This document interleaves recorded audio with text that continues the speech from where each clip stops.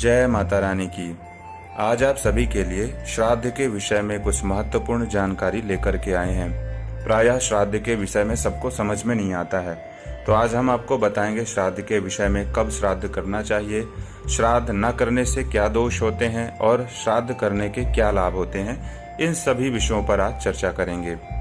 सबसे पहले श्राद्ध शब्द का अर्थ समझने क्या होता है। श्रद्धा भाव के द्वारा दिया गया पितरों के लिए अन्न जल ही श्राद्ध कहलाता है। पितृ ऋण को उतारने के लिए श्राद्ध कर्म किया जाता है। हमारे जो पूर्वज होते हैं पितृपक्ष में पितृलोक से आकर धरती पर निवास करते हैं।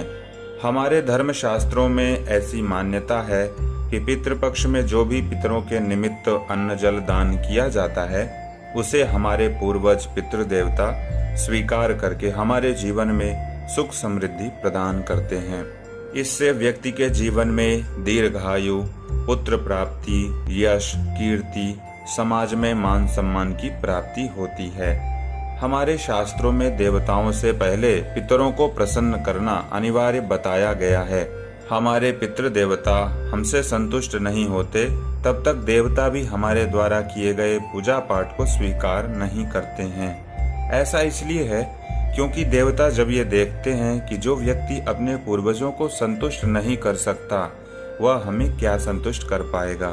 दूसरी बात, यदि पितृपक्ष में पितरों के निमित्त श्राद्ध तर्पण नहीं करते हैं तो क्या होता है। जैसे पितृपक्ष में यदि पितरों के निमित्त श्राद्ध या तर्पण नहीं करते तो पितृलोक से आए जो हमारे पितृ देवता हैं वो दुखी हो जाते हैं, क्योंकि पितृपक्ष वर्ष भर में सिर्फ एक ही बार आता है और पितृदेवता इसी आशा में धरती पर आते हैं और वो यह सोचते हैं कि हमारे पुत्र पौत्रादि हमें अन्न जल से हमको संतुष्ट करेंगे, प्रसन्न करेंगे।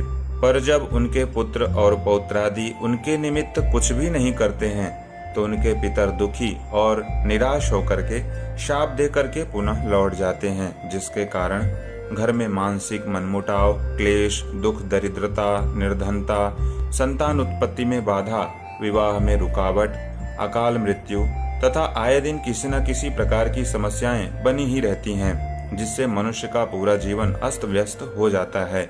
यहाँ तक कि लोग आत्महत्या जैसे घृणित कार्य करने के लिए भी उतारू हो जाते हैं। इसलिए इन सभी प्रकार की बाधाओं से निवारण हेतु हमें पितृपक्ष में अपने पितरों के निमित्त श्राद्ध तर्पण अवश्य करना चाहिए, जिससे हमारा पूरा जीवन सुखमय बना रहे। अब आपको बताते हैं कि पितृपक्ष में पितरों के निमित्त कैसे क्या करना चाहिए। सबसे पहला कार्य, घर के आंगन में दक्षिण दिशा की ओर पितरों के निमित्त एक स्थान ऐसा रखें जहाँ पर किसी का आना जाना बिल्कुल ना हो। कहने का मतलब उस स्थान पर किसी का पैर न पड़े, बल्कि पूर्ण रूप से वह स्थान शुद्ध और पवित्र बना रहे। उस स्थान को गाय के गोबर से लीपकर पवित्र करें, फिर पीली सरसों के कुछ दानों को वहीं बिखेर दें। इस प्रकार से वह स्थान आपके पितरों के निमित्त एक स्थान बन जाएगा। इसके बाद प्रत्येक दिन उसी स्थान पर पितरों की यथाशक्ति गंध, अक्षत, तिल, पुष्प आदि से उनका नाम लेकर के पूजन करें और तर्पण करें। तर्पण करने के लिए सामने एक परात या थाली रखें और आपकी थाली ऐसी हो कि यदि उसमें जल डाला जाए तो वह बाहर ना गिरे। तर्पण करने के लिए तिल, चावल, जल, जौ, पुष्प और कुशा अपने साथ रख लें। इसके बाद आसन बिछा करके बैठ जाएं, अपने ऊपर जल का छींटा लगाएं और आचमन इत्यादि करके पवित्री आदि धारण करके पवित्र हो जाएं। इसके बाद विश्व देवगण का आवाहन इत्यादि करके उनका ध्यान पूजन करना चाहिए। आपको सबसे पहले देव तर्पण करना होता है। देव तर्पण करने के लिए चावल, तिल और जल से अपने हाथों में देव तीर्थ स्थान से तर्पण करें।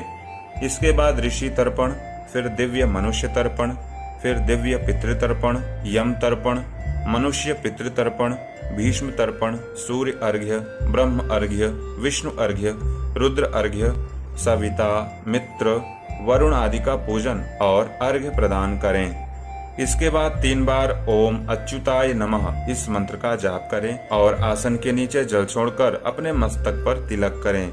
यदि आपको तर्पण के विषय में समझ में नहीं आ रहा है तो आप हमसे संपर्क भी कर सकते हैं।